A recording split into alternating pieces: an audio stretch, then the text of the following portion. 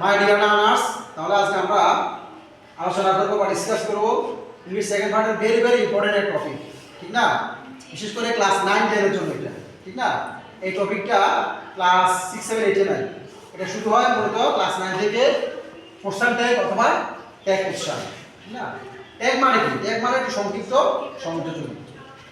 বক্তা তার বক্তব্য পেশ করার পরে যাচাই করে নেওয়ার জন্য পুনরায় যে প্রশ্নটা জুড়ে দেন সেটাই মূলত হচ্ছে ট্যাগ কোশ্চেন বা কোশ্চেন ট্যাগ। আন্ডারস্ট্যান্ড? এই ট্যাগ কোশ্চেন সম্পন্ন করার জন্য আমাদেরকে কয়েকটি রুল, ইম্পর্টেন্ট রুল আমাদেরকে ফলো করতে হবে, কারণ রুল ছাড়া তো আমরা এগুলো সম্পন্ন করতে পারবো না, ঠিক না? তো নাম্বার 1 যে রুলটা দেখো, সাবজেক্টের প্রোনাউন বসবে, সরাসরি সাবজেক্ট বসবে না। কি বসবে না? সাবজেক্টের প্রোনাউনটা বসাতে হবে আমাদের। আন্ডারস্ট্যান্ড? নাম্বার 2 যে রুলটা ইম্পর্টেন্ট, টু বি ভার্বের সংক্ষিপ্ত বা শর্ট ফর্ম হবে। এখানে যে to be verb auxiliary am is are was আর এগুলো সরাসরি না বসে সংক্ষিপ্ত রূপটা বসবে।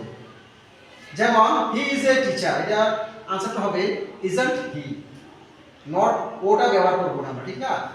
আর সেন্টেন্সের শেষে অবশ্যই প্রশ্নবোধক চিহ্ন দিতে হবে। কোশ্চেন ট্যাগ এবং ইন্টারভিউ সেন্টেন্স অবশ্যই আমরা কি ব্যবহার করব?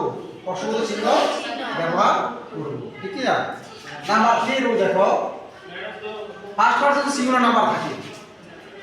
দেন I am a teacher, I am a doctor, এটা এম নট আই না হয়, এটা একটু ব্যতিক্রম হবে, আর এন্ড আই কি হবে? আর এন্ড আই, একটু ব্যতিক্রম, এক্সেপশনাল। নাম্বার 4 রুল, সেন্টেন্সে এভরিবডি থাকে, everybody, somebody, everyone, neither, nobody, none. আমরা জানি কি নাম্বার? Singular number. এগুলো প্রোনাউন বসবে দে, কি বসবে? দে, তাহারা, TH UI, okay? Last sentence যদি প্লিজ আর কাইন্ডলি থাকে, কি থাকে? প্লিজ আর কাইন্ডলি, তখন এটা পরিবর্তন হবে উডি বসবে, কি বসবে? উডি। আর এই বড় রুল আছে, সেন্টেন্সে ইম্পারেটিভ সেন্টেন্স হয়, ইম্পারেটিভ সেন্টেন্স হয় অ্যাফার্মেটিভ হলে কি বসবে? ওন্ট ইউ, হ্যাঁ ওন্ট ইউ। নেগেটিভ হলে উইল ইউ বসবে। ওকে মাই ডিয়ার লার্নার্স, আছে? এরপরে সেন্টেন্স যদি মনে করো নাথিং আর এভরিথিং থাকে, এটা প্রোনাউন হবে ইট, কি হবে? ইট। নাথিং আর এভরিথিং প্রোনাউন কি হবে? ইট।